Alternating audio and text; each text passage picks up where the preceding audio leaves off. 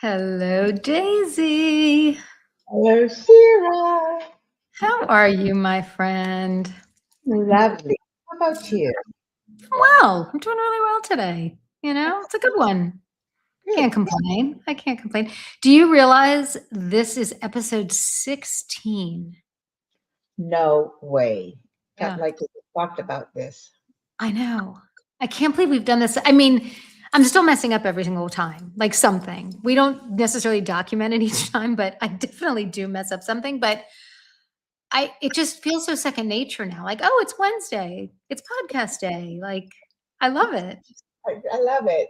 It's in the middle of the week. We get to be entertained. We get to entertain a few people with our Oh, craziness and I hopefully hope. educate people as well. So I love Well, it. I'm excited to learn from them too. And today is going to be a doozy. I think this one's going to get a lot of traction. At least I hope it does. So you ready to get started? We'll kick this off. All Good. right.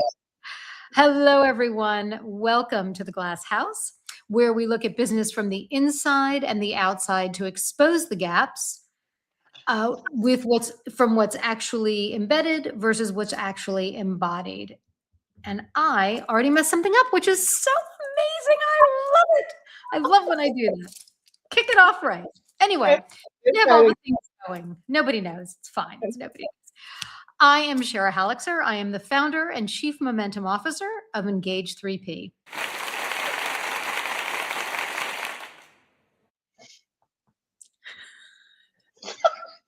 We're cracking you up now. Okay, continue. Oh my God. Do you want to introduce yourself? We've lost Daisy. Lost me. All We, right. we Okay. Tell me more about yourself, Shira.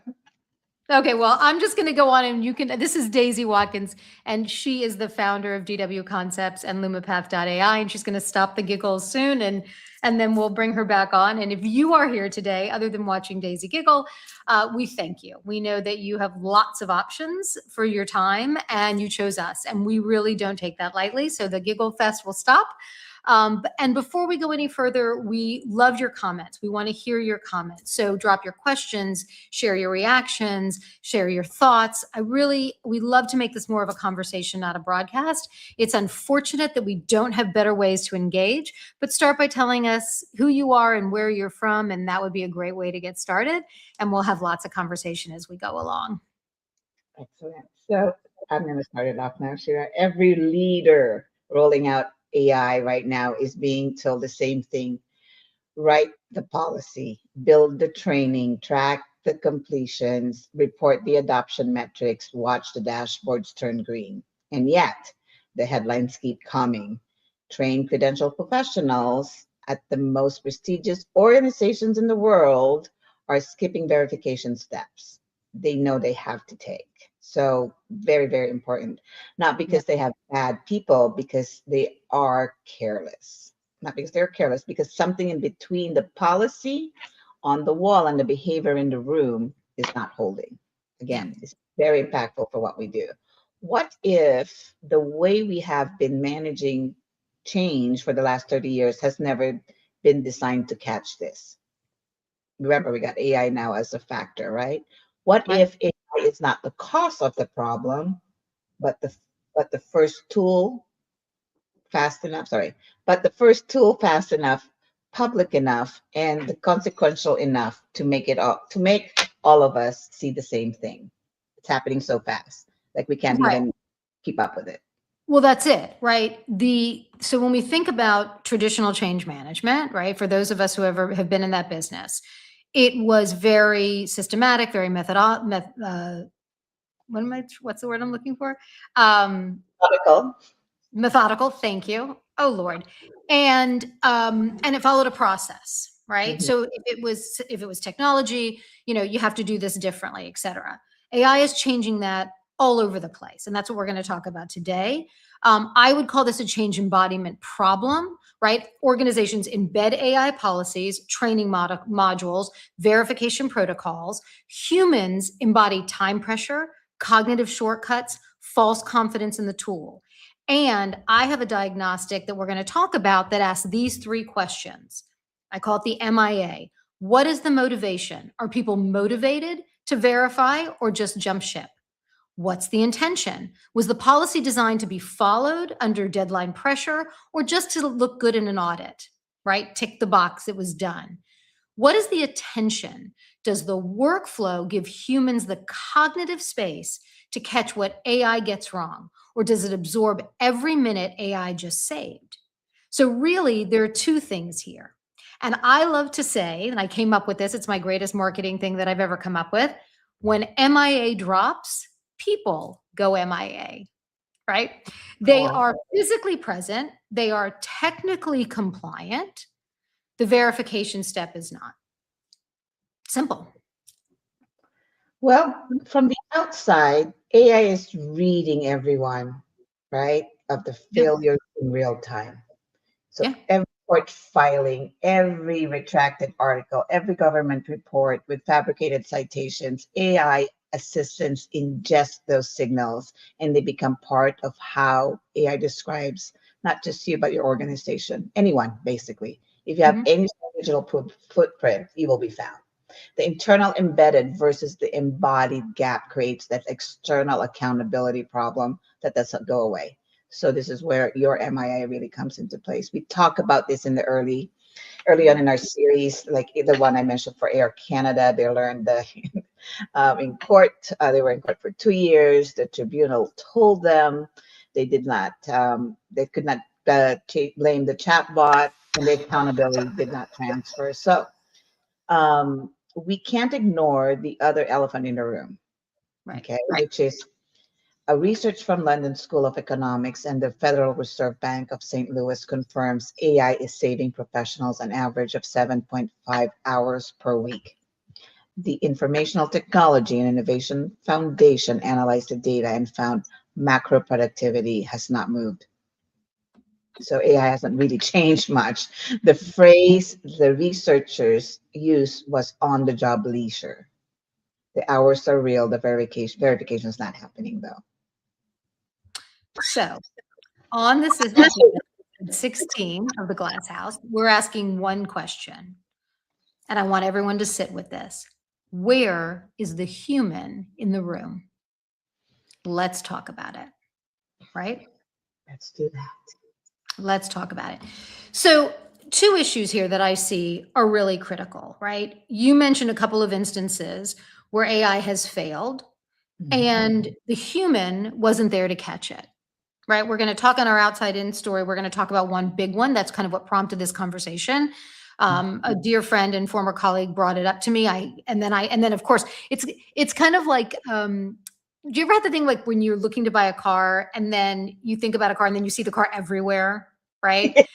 That's what happened to me in this last week as I was preparing. This story just coming up over and over and over again. And then it led to so many, and I know you found some as well, where companies are saying, we're doing the work.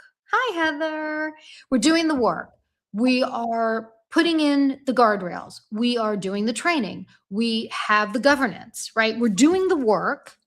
And Mhm. yet, how is it at these major organizations, publications, huge companies, that things are getting passed? And then the sister to that, what I couldn't ignore when I was doing it is, if AI is giving us all this now, you said they're calling it leisure time, why can't they? Why can't they do it? If it's giving them so much more time that they didn't have to do, right? So we've all done, God knows I have. I start to send a text message, right? And I, quickly want to get out the text or the WhatsApp message, and it auto corrects, and I don't even, I'm like, oh my God, I have to fix it, right? Because it auto corrected something that either makes no sense or is wrong. And Mhm. so that's just the tiniest entrance point into this conversation. Because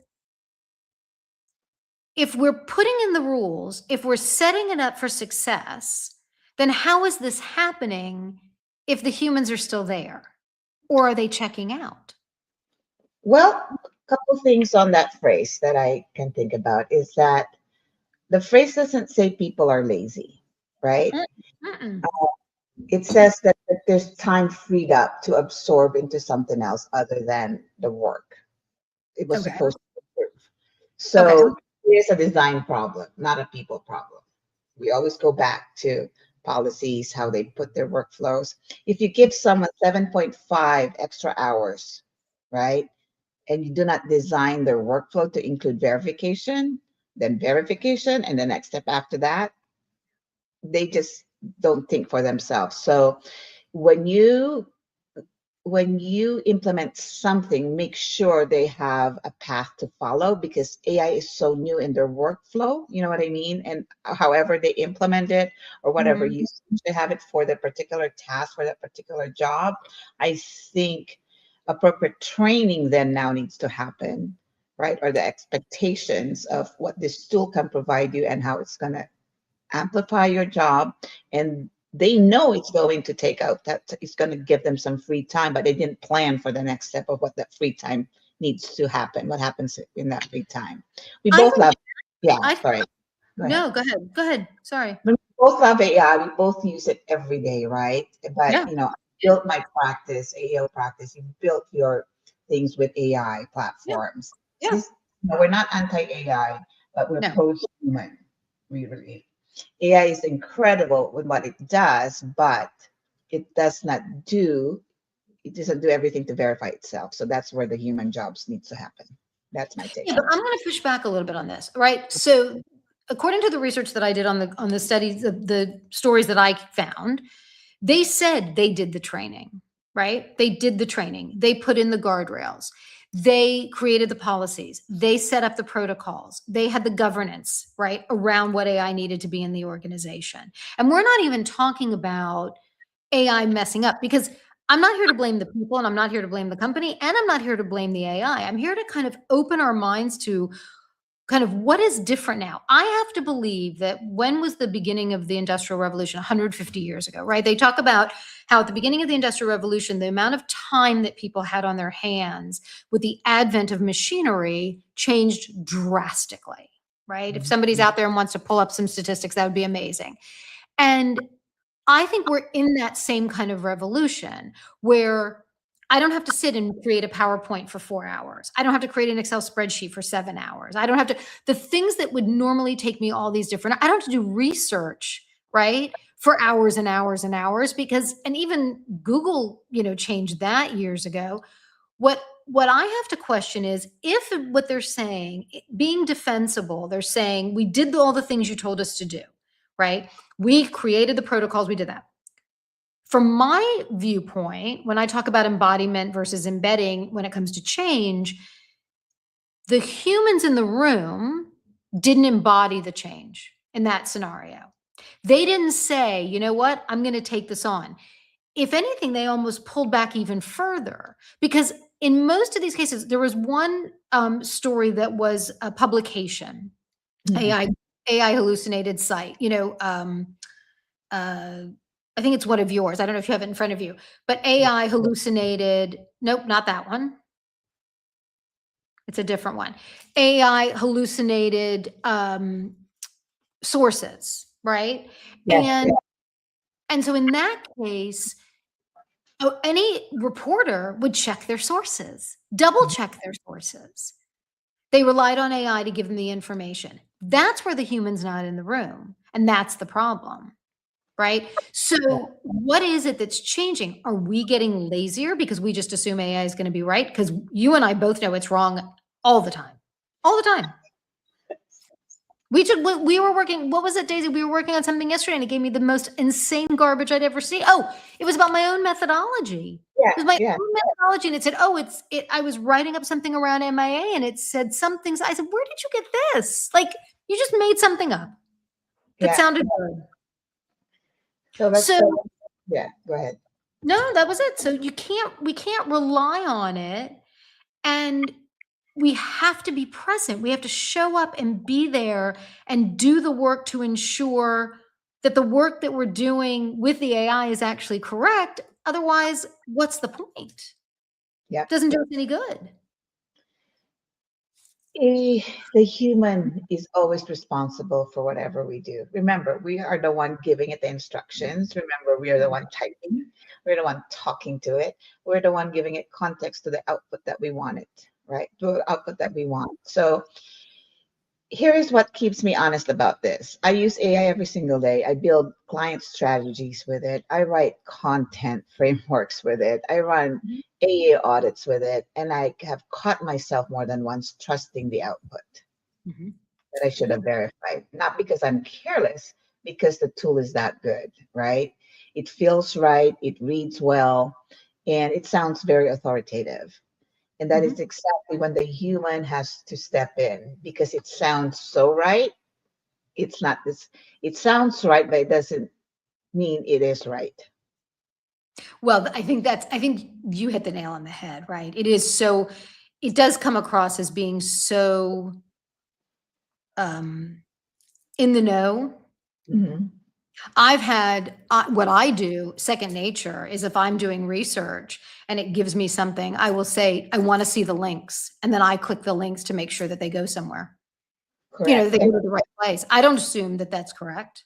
so in the world that I live in, right, for audits and AEO, I make sure that if I research the client and how they're competing again, how it is showing up with their competitors, I always look at the links. And even for my own entity and citations and what I do for my own AEO, I still find that there are certain links that are not related to what Mhm. you, but they somehow attach those things for some reason. But you always have to click on those things to actually show that you're actually showing up there. So anyway, there is a lot of things that still AI is not capturing or giving you misinformation that you always have to double check. So just because it says it's been written somewhere, you can copy paste that to your proposal as a quote that it's been you're quoting something, but when they click on that link and it doesn't match, then your credibility's shot. So Well, always and check. it always takes one time. Yeah. I think what's interesting there, and I think about it just across all industries, right? If we're Mhm. getting all of this amazing time back, if we're getting basically 20% or 15% of our time, right? And we're able to get another, on average, 7 hours a week because AI is going to do a lot of this work. And I realize, the conversation that we hear a lot is AI is taking the jobs. I just had this conversation with somebody yesterday. He said he has kids in their late teens and early 20s, and he said, my kids are not going to get jobs. And I said, I don't think that's true. And he's a guy in IT. And he even came back and he said, you know what? That isn't true. If they know AI, if they know how to use it, how to do it, not code it, not whatever, but like as long as they know how to do it. So I would have to argue, and I would love to know what people think about this based on the industries that they're in. If we're using it to be more effective, work faster, do all these things, and we're piling up the errors that quite frankly seem to be from my perspective, from the research I did, so much worse than if they weren't using it, if they had to work harder. What's missing here? What is the thing? Is it that people, I don't think that people are all of a sudden getting so lazy. I don't think that's it. It hasn't been around long enough.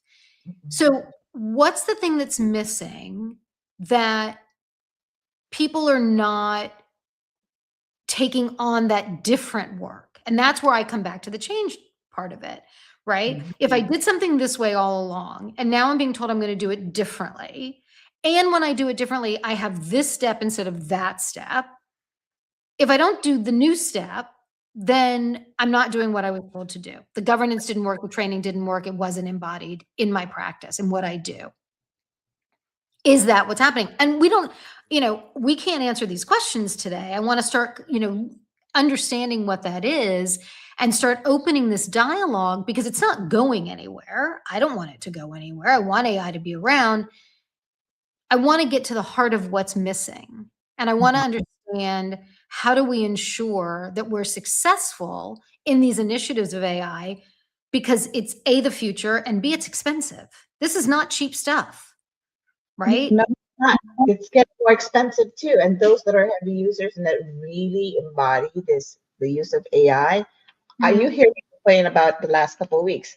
It's getting more expensive. My tokens are going so much faster. I have to Right. change to a different model just so I can save some of my credits.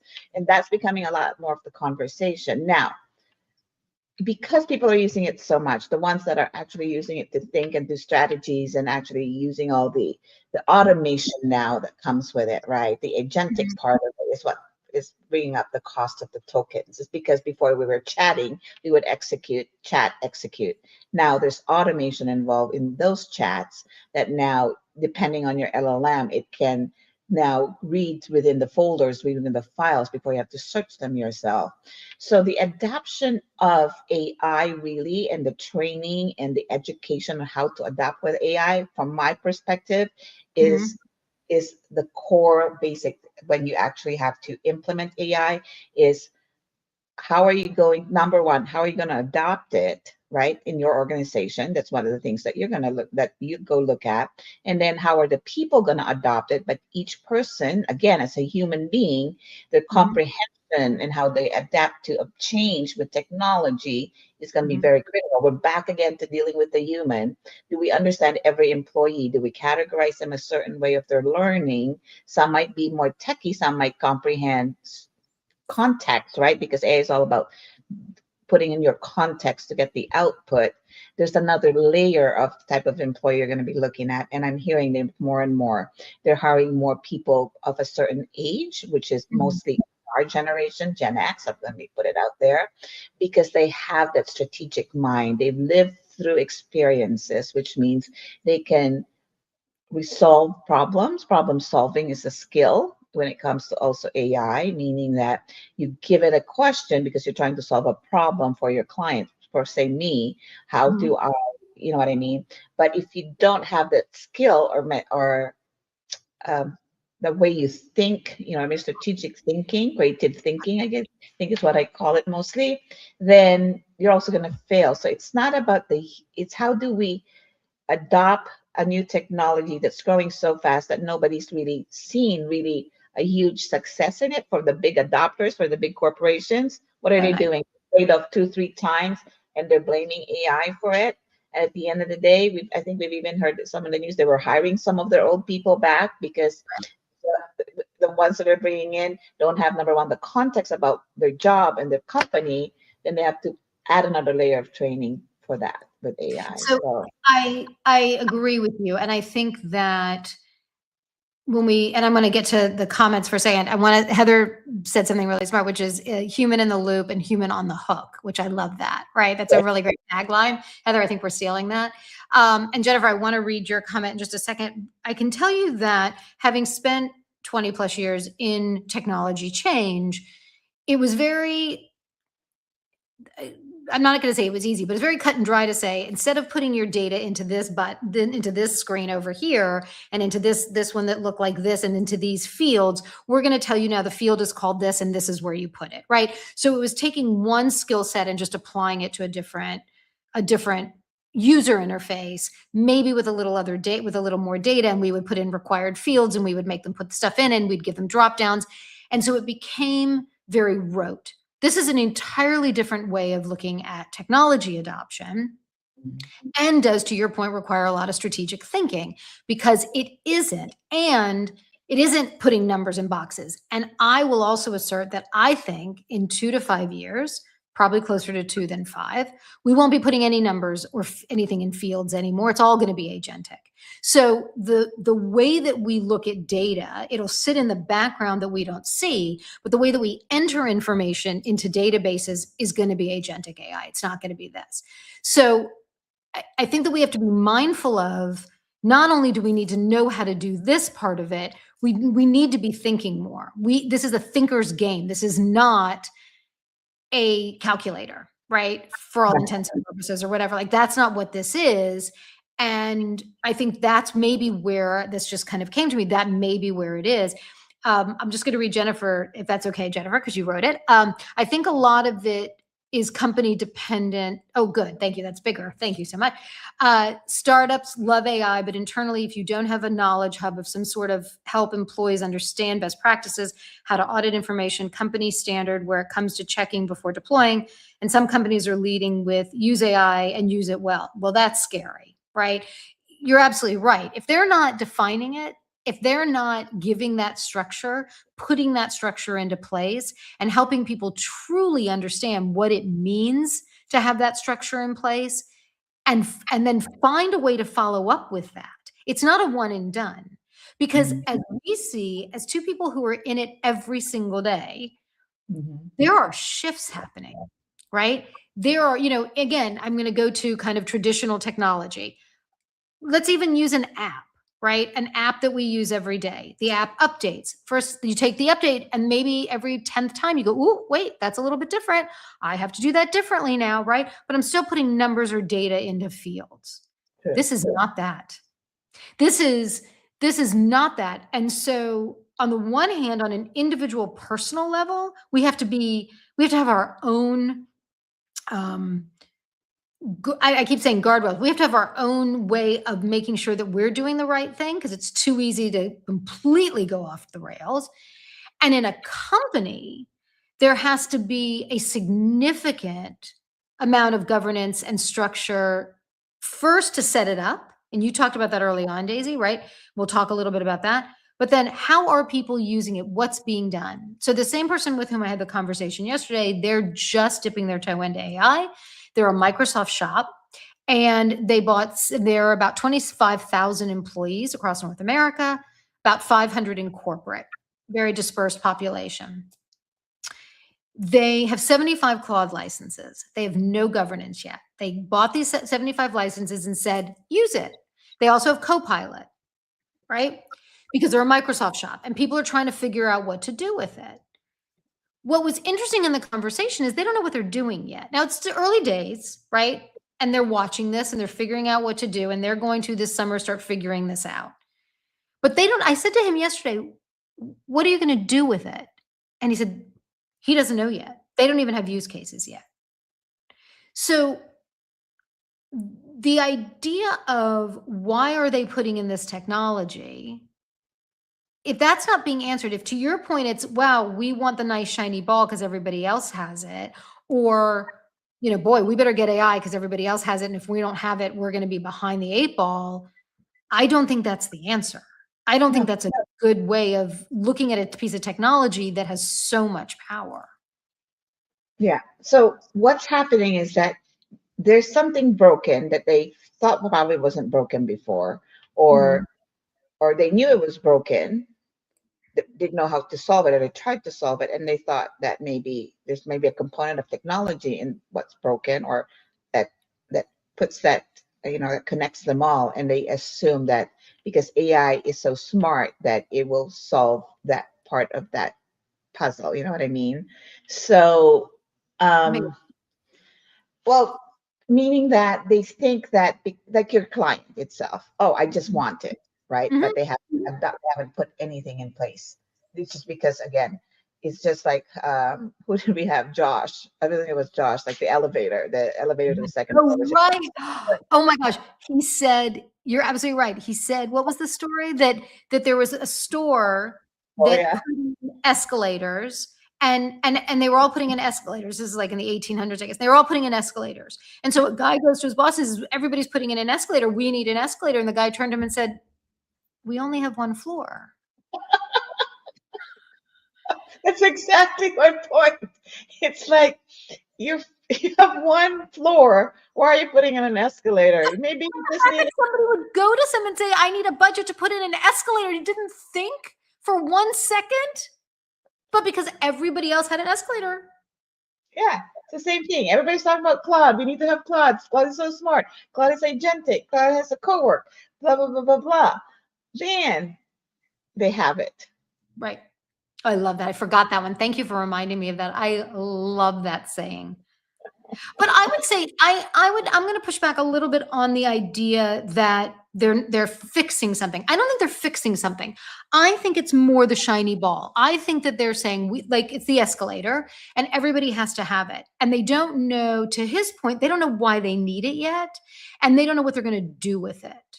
And I had an experience last summer with a client who's also a Microsoft shop. And I guess Microsoft is pushing Copilot and trying to get their clients to use it.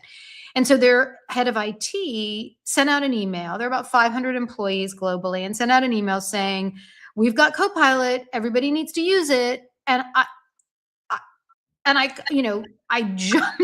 jumped out of my skin for a second and said, let's talk about this before because he just sent out that email.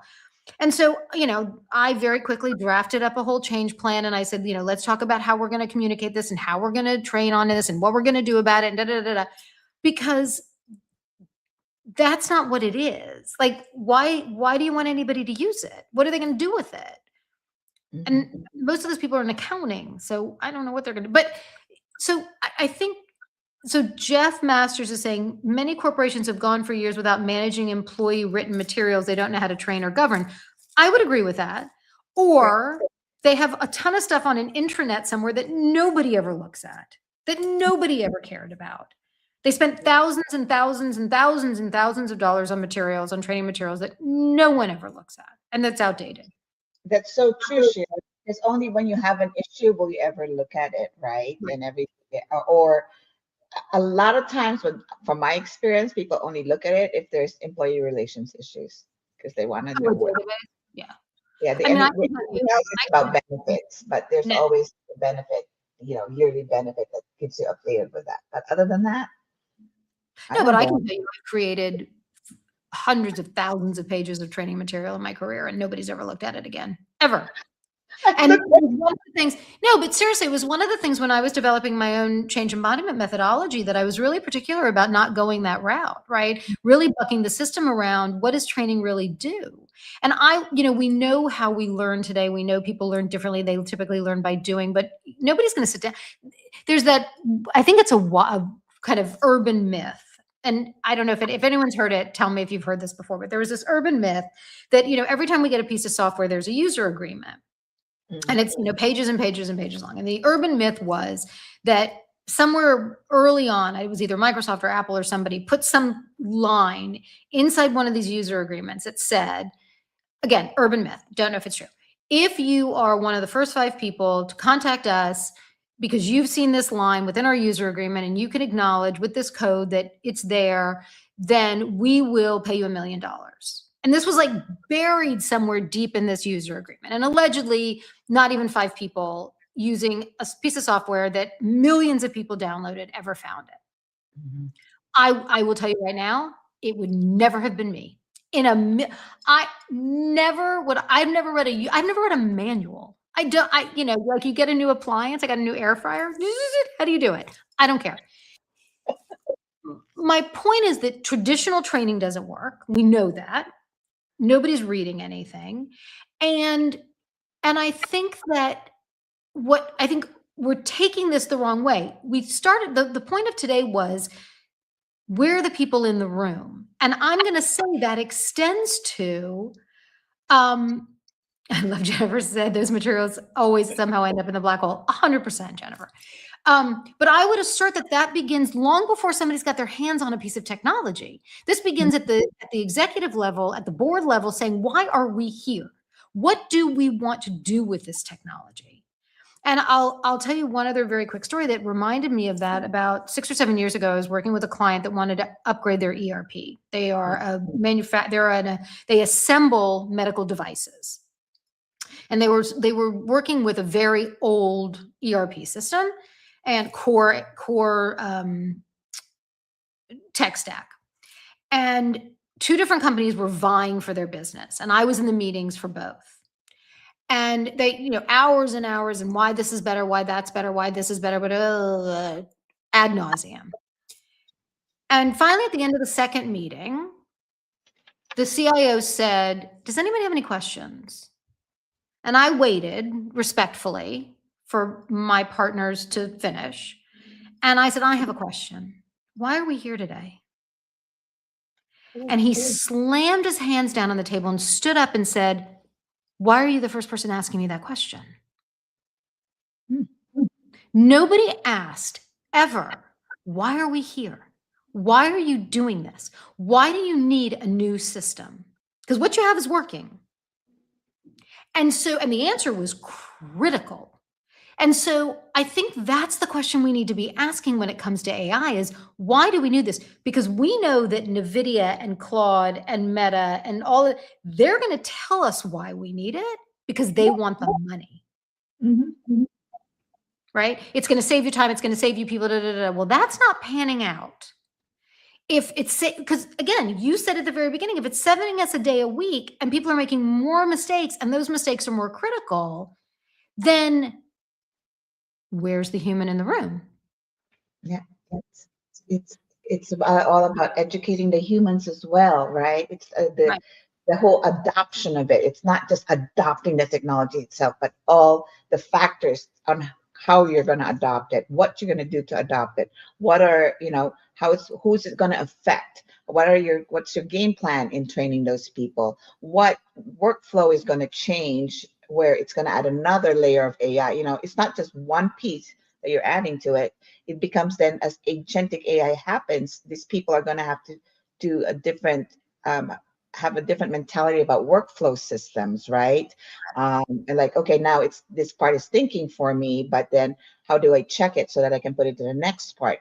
So where people are starting with, as you said, the agentic part is going to grow, and this is where it's going to end up being. So in order for you to function, and this is what they're looking for in corporations, is that people that can manage those agentic work on the workflows and make those corrections where it's needed. So you're basically an auditor, right?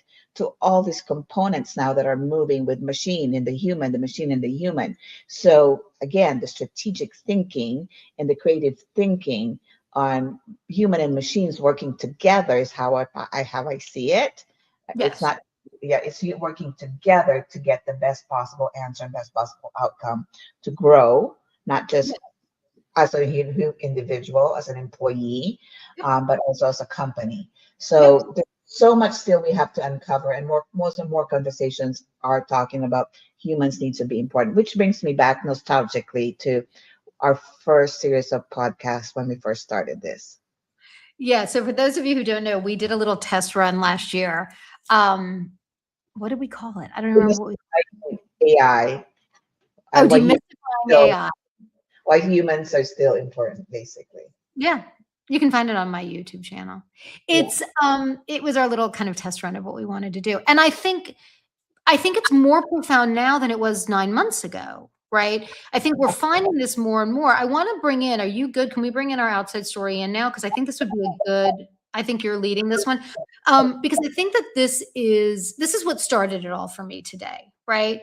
And I think that it made me start to think, again, I wanna be clear, not making anybody wrong, not making humans wrong, not that's not the point here, right? We're trying to figure out what's going on and why we're seeing this. So, you wanna kick it off? sure. So every week we bring in a story from from outside the room. This week is one of the most prestigious law firms in the world. And I'm going to read this one to make sure that I Yeah. don't get this wrong. So on April 18th, 2026, Sullivan and Cromwell, a 140-year-old firm and more than 1,000 attorneys, sent a letter to Chief Bankruptcy Mhm. Martin, Judge Martin Glenn of the Southern District of New York. The letter was an apology. AI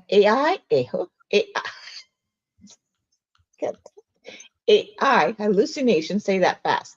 AI hallucinations have made it into court filing, fabricated case citations, misquoted authorities, non existent legal sources. And here's what makes the story belong to the glass house. Shira. Okay. So I've worked with this firm for years. It's one of the best firms in the world, right? So I want to just start by saying you've got highly educated people who went to the best schools, who did the best in the best schools, who have joined the best firm, right?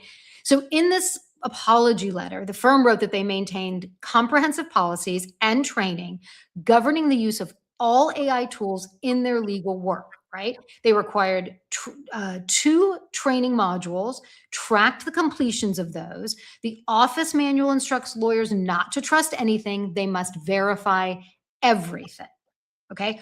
All of the infrastructure we talked about, all of the policies, all of the governance, all of the training embedded, documented, tracked. And the verification did not happen, right? So we have to ask the question, and this is not from one firm. This is just the one that came up. Oh, so these are the ones I'm looking at my notes. These are the ones we talked about.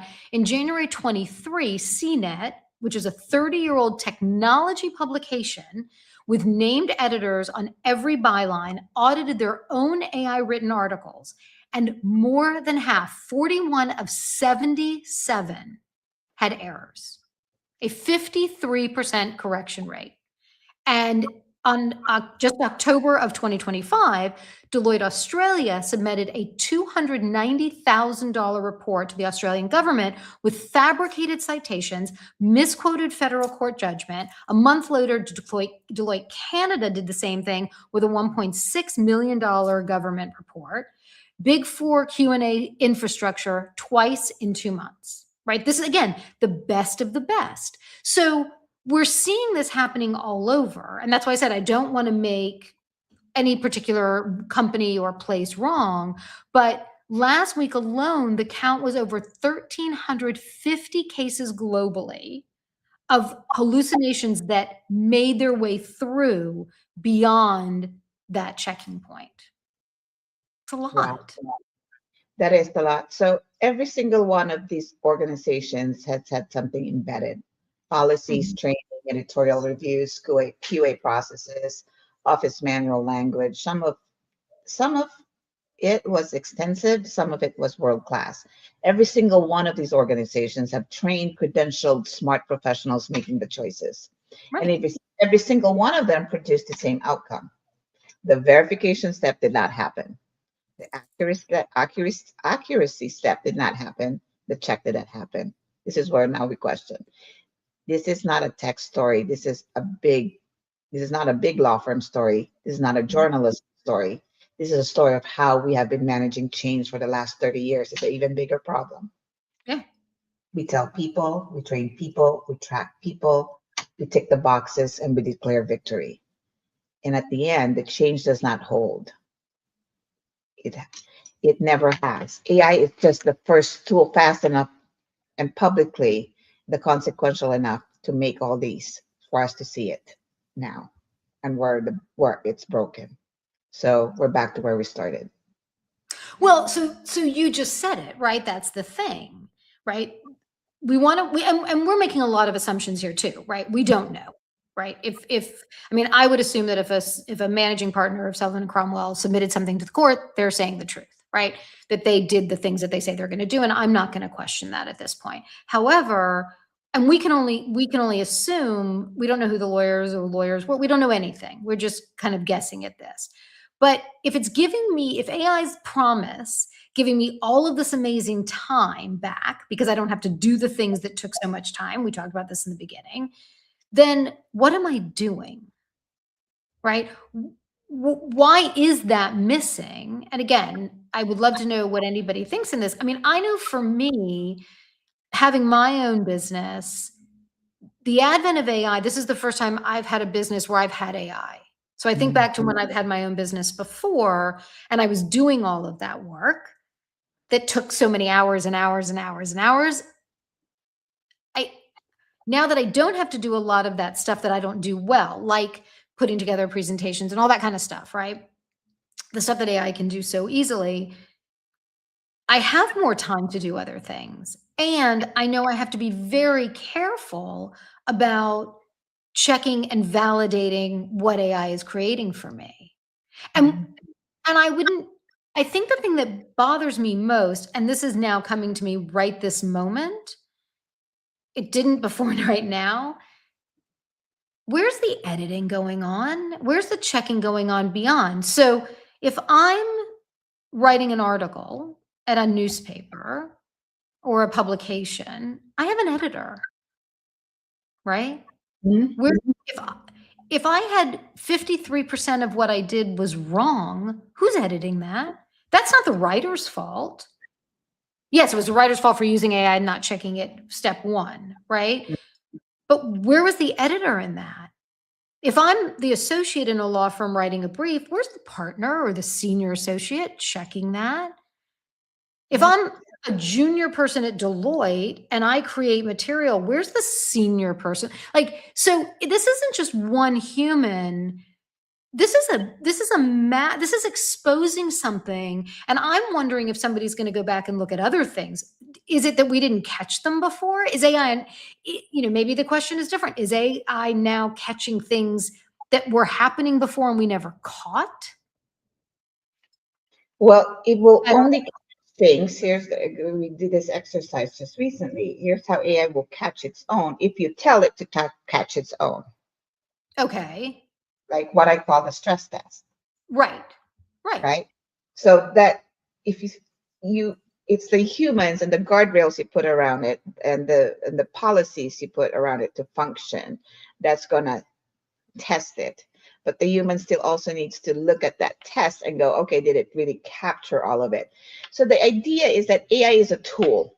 It is not the life, it's not a magic wand, it's not the sprinkled dust for the unicorns.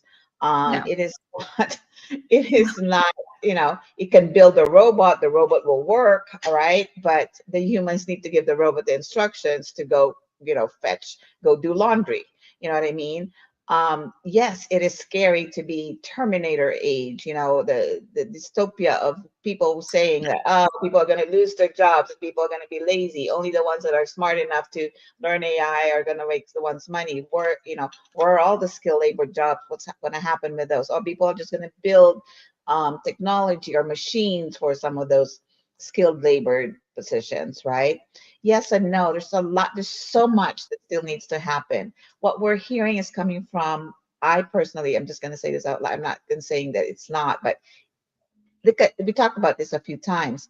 The news about what's happening in the jobs and in the world, where are they coming from? The tech companies. Yeah. Yeah. Yeah. Economists are worried about it, but the economists are not saying that, the jobs are failing. There's still job growth somewhere. Let's use Vegas where I live as an example. Okay. The economy's down here because of this is, right? I'm Whatever sorry, the reasons you cut are. out a little bit. What did you say? So a lot of people come to Las Vegas, right? So the economy in Las Vegas is down right now for tourism and visits because of whatever's going on in the economy. Right. But also a lot of people are leaving Las Vegas because there's not enough jobs. There's a lot of service industry jobs here, but people don't want to do them because it's doing labor, standing up and doing things. But Right.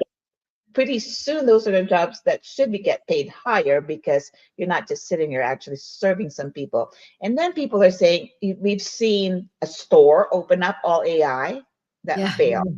Yeah. They failed Okay? miserably. Again, where's the human in the room there? Right. It And was the one I saw. There have been a couple of those, but the one I saw, the AI ordered stuff or was selling stuff they hadn't ordered or ordered stuff that wasn't right for the store or something. There was a really funny bit on that. I want to just take a look. I don't want to not a comment here. go. Yeah, we have so many comments and I love this, right? So everyone's agreeing about what it's exposing and Jeff said, yeah, it's definitely exposing more, which is great. There was something Heather Main said, AI is incredibly powerful. Without structure, it can create more risk than value. That's it, right? Yes. We're kind of letting it's like the Wild West of what's happening here without putting the guardrails in, without really understanding what it is that we're going to be doing and how it will benefit us. So if we're not asking the question, why do we need it? I mean, we wouldn't take a medication, right? If we didn't know why we needed it, we wouldn't, like we have to be more introspective, I think, to say, why is it that we need this? What is it going to be? How is it going to benefit me? What am I going to be get? What is the, I always talk about, I spent many, many, many years building the business case for companies to buy software. And I would say, this is where you're going to make your money. This is the hard costs and the soft costs. And this is where the ROI is going to come in. And when I was developing change embodiment, I said, there's something more than return on investment. It's called return on intention, right? We want to ensure throughout that we're getting return on the intention, and that intention can change. The example that I love to give is in 2019, you talk about hospitality. In 2019, every hospitality and airline and whatever all sat down in their organizations and created strategies for 2020 and beyond, right? With the best of intentions. Oh, it's going to be a new decade. It's going to be amazing. Da da da da da da da. And then, right? Then the world came crashing down, right? And everyone had to pivot. Hospitality had to pivot. Airlines had to pivot. Everybody had to look at the intent of what they were trying to do and look at something differently. So the same is true here. We have to look at the intention of, we have to first ask the question, why do we need it? And then we have to continue to look at that return on our intention as we're going through the process and beyond to say, why did we need this? Are we getting what we want out of it? If not, we need to pivot. Oh, absolutely. So so let me bring this to the person watching right now. You Okay. used AI to draft something this week, right? A proposal, a report, a client email. How much time have you spent verifying the output? Be real, Okay. okay? Not did you read it? Did you verify the facts, the citations, the numbers? If the answer is I skimmed it, you are the story we're telling today. Is this your action item for the week? Are you giving it early? No, I'm not giving her. This is just a story. And Oh, so I am, and so am I. I'm also the story today because I have. okay. So at this point, it is universal. So the point is that um, doesn't matter what a lot of people misconceive AI for what it is as the magic wand, but understanding really the usage of it is the core issue. Yeah. So, what I did with my own audits was because, again, I looked at it, it looks good, the numbers look right. I did my assessment. Based the numbers on two different apps that I use to make sure that the findings are right for my audits. But at the same time, I realized that there was one output that really got stuck with me that, oh my God, it picked up a lot of different things that I didn't know. So you again, the governance doesn't matter. The governance will constantly evolve because it's constantly going to find gaps in your processes or in what you're putting out there. So diligence in Diligence. knowing, That's the yeah, word. Diligence. diligence in really knowing what your product or your service is and that it's coming from real life. You know what I mean? You're building it not because AI said this is what's going to make you $1 million this year. And I think the majority of the population is using it for that reason. Then when it comes up with the answers that it's long, it looks good. Again, it looks good, sounds good, but is it good? Is it achievable? Then the human then realizes, oh, these are steps that I need to do. AI can't do all these steps for me to make $1 million. Oh, I have to sell. Oh, I have to pick up the phone. Oh, I have to do marketing. Then all of a sudden, deflation happens. What do they use it for? I want nice photos. It can make me look like a princess. Or I can be, I can be in a yacht, pretending I'm in a yacht. So then self-delusion happens because if they're not adapting it properly, they're going to use it for something else. So it all depends on an individual, a company, and what the uses are for. It really Okay. is all not just educating yourself, but education coming from organization. Sorry, I rambled off on that one. No, it's okay. I'm going to give my action item because, as Good. usual, we've gone this hour so quickly. I can't believe it. I want to give my action item. So, if you are in a company or you are the company of your own company, I would say go to your leadership, right? Pick one of the AI tools that you're using individually or at a company and ask them to show you the workflow when AI gets it wrong. Walk me through the catch, right? How do I know? So part of the governance is, what if it's wrong? Where is that being caught in the workflow so that they know that it's wrong in the future? Like, That's it's kind of a backwards audit, right? So if the organization can't show that, and granted, not everybody can do that because maybe you don't have access or whatever, but maybe even ask someone like, what if my AI is wrong? Go ask your IT team. What if my AI gives me something wrong? How will I know it's not going to give it to me again? very good. What are the guardrails in place? If someone doesn't have an answer for that, you know there's a problem. Mm-hmm. And you got to ask it for yourself as well when you're using your own stuff. So that was my action item for the week. So my action item from the outside is not just your organization. If you have one, if you Google yourself or chat GPT yourself, not Right. just chat GPT, ask the question, who is, if you're a company and you are a brand, just say, who is the best or who would you recommend in this city? And then whatever you want to be known for, what you think you should be showing up for. Okay. It could be, a consultant, the biggest law firm in the world, in this zip code, whatever it is, parameters. Try that. Do you show up? Is my question. If you show Okay. up, good. There's another layer to that. That will be my next, what to do next week. And then the next part is not just from ChatGPT. If you did show up in ChatGPT, go to Gemini. Are you showing up? The next layer to that is, are you showing up properly? Meaning that Right. your name show up, and I give you a little bit blurb. If you read down the bottom, I'm going to tell you right now, there's going to be some hallucinations where they're going to capture something that's depending on the LLM. Ask another LLM if you have one. Just use the free version. By the way, do not use it while on your browser. Use the incognito stuff so that it doesn't remember your browser, because it will remember you. It will be biased. So there's no bias in doing that. So try that, and see what you come up with. And if you see the gaps, you're going to see some gaps in there. And if you don't show up, how are you going to show up is the next question. So that's I my. think it's so important. I think it's critical that we get a handle on this, both individually and in our organizations, and we understand. And again, this is not the sky is falling. This is not woe is me. This is not any of those things. Like I said, it's not about making people wrong. It's not about making companies wrong. It's about being aware, right? And being cognizant of the fact that we are dealing with something we've never dealt with before. We are moving at a pace we've never experienced before. We are learning as we go at a level that I don't think I've ever experienced before.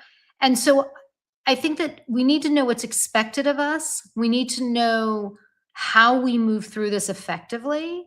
And I love, and I'm sorry we couldn't do all of the comments here. So I'm going to say to everyone who's here, and whether you're listening live or you listen to a recording of it, I would love if anyone wants to continue this conversation with us. We'd love to have you as a guest, whether it's this conversation or something else. We really love to bring people on and get their points of view. So we welcome you to reach out to us and say, oh, I should put our little reach out here. Reach out to us and let us know what you want to talk about, whether it's this or something else. And we can definitely powwow and bring you onto one of our episodes. I think that it is critical that we are conscious of this, that we don't go into AI as kind of blithering idiots thinking, wow, this is so fantastic, let's just go. We really need to be present and we need to be in the room because we have a lot to contribute. We have a lot to share. And you said at the very beginning, Daisy, we are the strategists, not the AI. We have the context for what's happening and what we need and where we're going. And it's still about us. That's, for me, that's the critical part of this, right? It very true. So not just about us. That's to learn it and really embrace it like the way it should be embraced, but also what you're educating others, right? So Yeah. about it, you know what I mean? So it's more because what I do for what I have to educate the client on how they need to be seen or how they're going to be seen by AI is a very big part for me to be human to help them understand, because it's all going to be jargon for them. They're just hearing me. They're just thinking, oh, she's just making things up kind of situation. But they need to understand logic of how a machine thinks, and it's no longer Google where you pay the ads. You really have to have some thought to the process, because it's, again, it calculates things. It's math. So and to write something in kind of think in that way of how AI is going to read you is a strategic part. Tools are going to be there. Tools are going to say you can be found, you can be seen, but the tools can't tell you how can maintain in that maintain to be seen and how you're going to be seen. So two different things. Yeah, I think that we're embarking on something that's really spectacular, that has incredible opportunity. It's going to bring amazing things. They talk about curing cancer and there was something, and we're not going to get into quantum because it blows my mind and makes me a little bit nauseous. But there was something about, I saw a post or something about a quantum computer did a program. Did you see this? Did you send it to me? Did a It's program in China. Yeah. in 10 seconds that would have taken the biggest regular computer 10,000 years to do or something. Like, I can't. I can't. It's making me ill. But I think that we have to show up. We have to show up for ourselves. We have to show up for our companies. We have to show up for our community. We have to show up for our universe. We have to show up for each other, right? And this is a really fun, amazing thing. And I think the and is really important. I think the and is what we do all the time. So I'm excited about it, and I want to be really mindful and really careful about how we do this and what the conversation is for us. I love it. Again, there's so much stuff we can still talk about. Like, Yeah. it's humanity, right? Yes. And well, we are the ones that have the experience. We are the one that built this machine to begin Right. with, and we're continuing to building it with our input. So let's be mindful of it. I practice ethical AI all the time in what I do, Right. and that's what makes me sleep at night. To know that I am very careful in what I as my output and what I deliver to my clients. So I hope that companies and whoever you are out there listening, that you put that same practice too. So Well, we can't wait to hear from everyone who was on, everyone who sees this, and we will see you next week. thank Thanks, you, Dave. everyone. Bye, everyone. Have a great week. Bye.